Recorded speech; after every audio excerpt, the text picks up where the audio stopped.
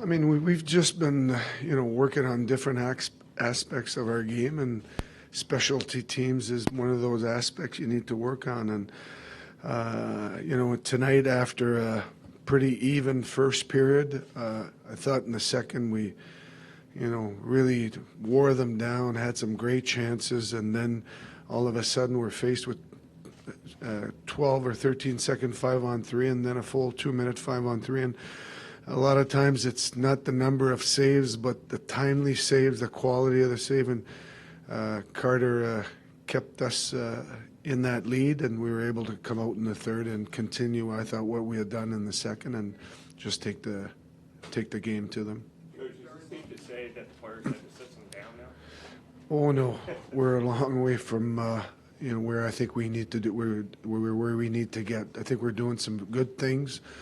And players are starting to understand certain aspects of the game that we want to implement, but we still have a lot of work to do, and I'm sure our guys know that too. Jake said in the training camp that obviously it was going to take them some time to get a hold of the system, but if the team played with pace, it would kind of allow them to get not make up for completely make up for mistakes, but it would allow them to kind of continue to succeed despite the fact that they haven't got everything down. Think there's truth to that? Well, I think the fact right now that so far, I'm trying to roll 4 lines. When you get in specialty teams situations like we did in the second, sometimes you might lose a couple players because they don't play the power play or they don't kill penalties. But for the most part, if you look at not as much the minutes, but the number of shifts that players get to play.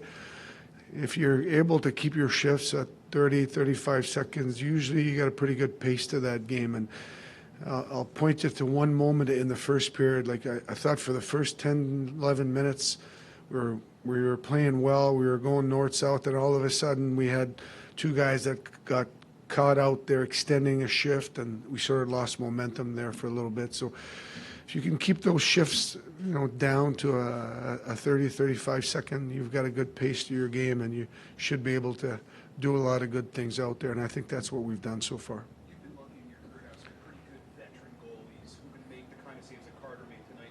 When you see them come from a 21-year-old kid, do you feel them kind of give a lift to the rest of the team? Do you feel the rest of the bench kind of play a little bigger when he makes the kind of saves that he makes? Well, your talent has no age, and I'm a firm believer in that, and there's no doubt that Carter's got a lot of potential and a lot of growth and development. He's still a very young player, played extremely well tonight. Now we got to regroup and focus on the next game, and he's a big part of our team. I know he wants to continue to solidify that position for him, and he's going to put in the time and the work that he has to do that.